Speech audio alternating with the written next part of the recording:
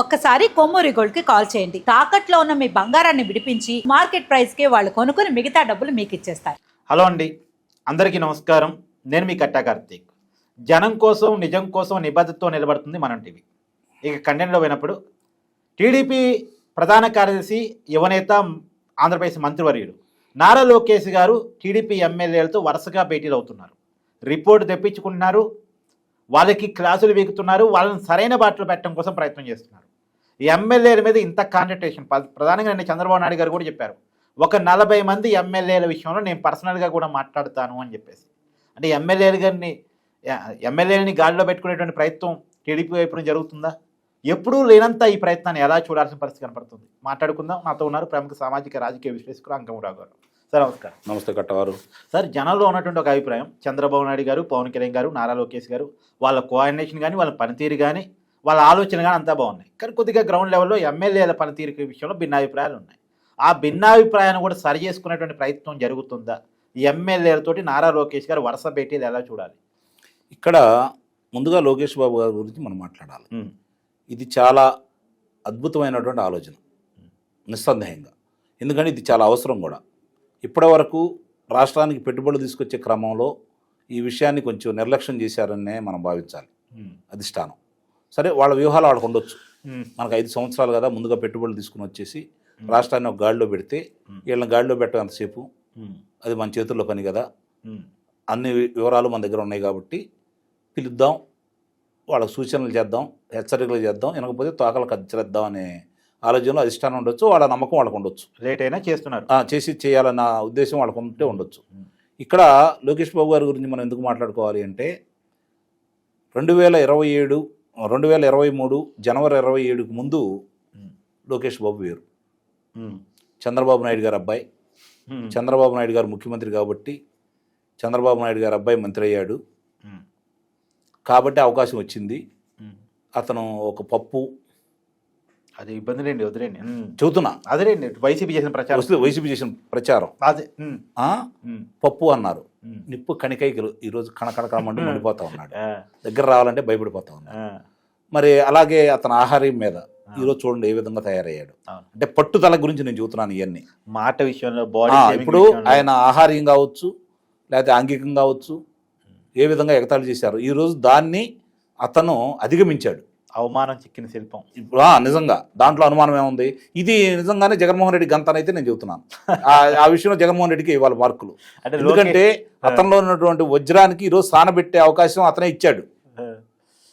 ఇప్పుడు మట్టిలో ఉన్నటువంటి మాణిక్యం అంటామే మనం, మట్టిలో ఉంటే మాణిక్యం విలువ తెలియదు కదా. ఇప్పుడు అట్లాగే చంద్రబాబు నాయుడు గారి అనే ఒక మర్రి చెట్టు కింద, చంద్రబాబు అనే ఒక మర్రి చెట్టు కింద లోకేష్ బాబు గారి ప్రతిభ ఇప్పుడు దాకా మనం ఏం చెప్పుకునే అవకాశం రాకుండా పోయింది. ఎందుకంటే ఆయన శాఖ తీసుకొని దాంట్లో 100 పురస్కారాలు సంపాదించినా కూడా ఇంతవరకు ఆంధ్ర రాష్ట్రంలో కాదు మిగిలిన ఏ రాష్ట్రాల్లో చేయని విధంగా ఆయన 25,000 కిలోమీటర్ల సిమెంట్ రోడ్లు ఆయన శాఖ పరంగా చేసి గతంలోనే చేసి నిరూపించుకున్న తర్వాత కూడా ఆయనకి ఏందంటే తెలుగు ప్రజల తరపున నేను ప్రతినిధిగా ఉన్నాను కాబట్టి నేను తెలుగులోనే మాట్లాడాలా, తెలుగులోనే తక్కువ చదువుకున్నాను కాబట్టి నాకు తెలుగులోనే మాట్లాడాలనే విషయంలో పొరపాట్లు జరుగుతున్నా కూడా, తప్పులు మాట్లాడుతున్నా కూడా, దాన్ని అవతలాలు ట్రోల్ చేస్తున్నా కూడా పంతంతో ఈరోజు ఎంత చక్కగా తెలుగులో సంభాషిస్తున్నాడో మనం చూస్తూనే ఉన్నాం. ఈ విధంగా తను మలుచుకున్నాడు.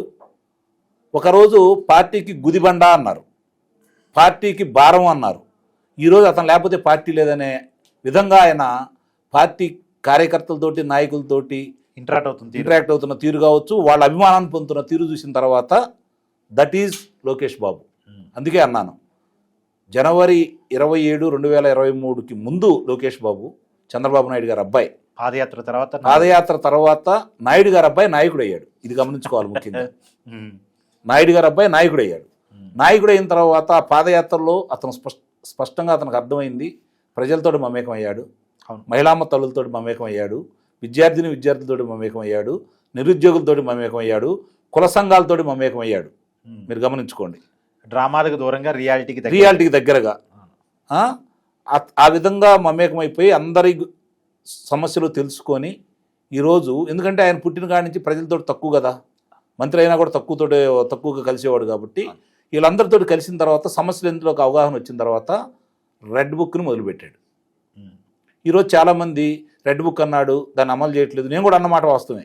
కొన్నిసార్లు నేను ఒక మాట చెప్పుకుంటాను సార్, రెడ్ బుక్ అన్నప్పుడు కూడా అంత పరిజ్ఞానం, నిజానికి రెడ్ బుక్ అంటే ఆవేశంతో ప్రకటించింది అనుకుందాం కదా, అనుకున్నప్పటికి కూడా అంటే టీడీపీ కార్యకర్తను వేధిస్తున్న క్రమంలో, ఇబ్బంది పెడుతున్న సమయంలో, తన పాదయాత్ర కూడా కొనసాగించకుండా ఇబ్బంది పెడుతున్న సమయంలో అడుగడుగున ఆటంకాలు, బూతులు, దాడులు, కేసులు, చివరికి చంద్రబాబు నాయుడు గారిని కూడా జైల్లో పెట్టిన సమయంలో అంత ఆవేశంలో కూడా ఒక మాట చాలా క్లియర్గా చెప్పారు, మేము ఎవరైతే మా కార్యకర్తను వేధిస్తున్నారో, ప్రజలను వేధిస్తున్నారో అన్నీ రాసి పెట్టుకుంటున్నాం, వాళ్ళ మీద చట్టపరమైన చర్యలు తీసుకుంటాం, మేము అధికారంలో వస్తే వాళ్ళ సంగతి చూస్తాం రప్పరప్ప అనే వల్ల చట్టపరంగా చర్యలు తీసుకుంటామని చెప్పారు.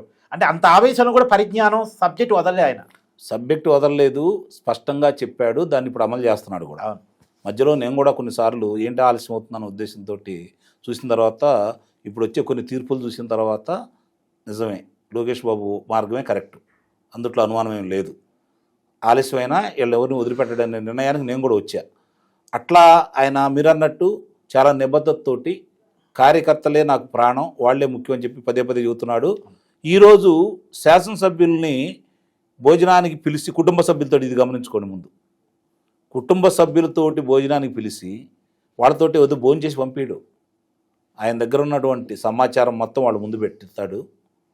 మీరు మీ నియోజకవర్గ కార్యకర్తలు ఎవరెవరైతే వచ్చారో ఆయన దగ్గరికి, వీళ్ళు నా దగ్గరికి రావాల్సిన అవసరం ఏమొచ్చింది, వీళ్ళకి మీకు దూరం ఎందుకు పెరుగుతుంది, ప్రభుత్వం మంచి పనులు చేస్తున్న తర్వాత ప్రజల మధ్యకి మీరు ఎందుకు వెళ్ళలేకపోతున్నారు, ఎందుకు దీన్ని ప్రచారం చేయలేకపోతున్నారు, నేనో నాన్నగారో లేదంటే పవన్ కళ్యాణ్ గారో మేమే మాట్లాడాలా, మీరు దీని మీద ఏం చర్యలు తీసుకుంటున్నారు, మీ దగ్గర సమస్యలు పరిష్కారం కాకపోతే కదా నా దగ్గరికి వస్తుంది అంటే ఇక్కడ మీరు కాదు ఫెయిల్ అయింది, నేను ఫెయిల్ అయినట్టు నేను భావిస్తున్నాను. కాబట్టి దీన్ని సరి చేసుకోవాల్సిన బాధ్యత మీది అని శుతిమెత్తగా ముందు సూచనలు ఇస్తూ ఫస్ట్ సారి సమస్యల గురించి వాళ్ళకి ఏకవరు పెడతారు.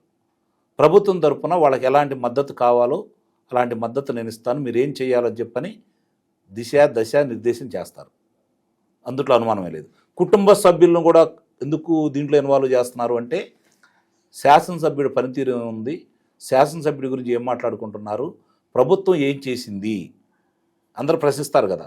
ఇదిగో ప్రభుత్వం ఇన్ని తీసుకొచ్చినాయి, ప్రభుత్వం ఇన్ని కంపెనీలు తీసుకొచ్చింది, త్వరలో ఇంతమందికి ఉద్యోగ కల్పన జరగబోతూ ఉంది, మీ నియోజకవర్గానికి ఇన్ని నిధులు కేటాయించాము అనేది ఇంట్లో వాళ్ళందరికీ కూడా తెలిస్తే అందరికీ అర్థమయ్యేది. ఎందుకంటే ఈ మధ్య ఏది జరుగుతున్నా కుటుంబ సభ్యులందరూ వెళ్ళి ఓట్లు అడుగుతున్నారు కదా, కుటుంబ సభ్యులు కూడా కొన్ని కార్యక్రమాల్లో పాల్గొంటున్నారు కదా, రేపు పొద్దున వాళ్ళకు కూడా బాధ్యత పెడతాడు. సో ఎమ్మెల్యేలు తప్పు చేసినా ఇంట్లో వాళ్ళైనా కట్టడి చేస్తారు కదా.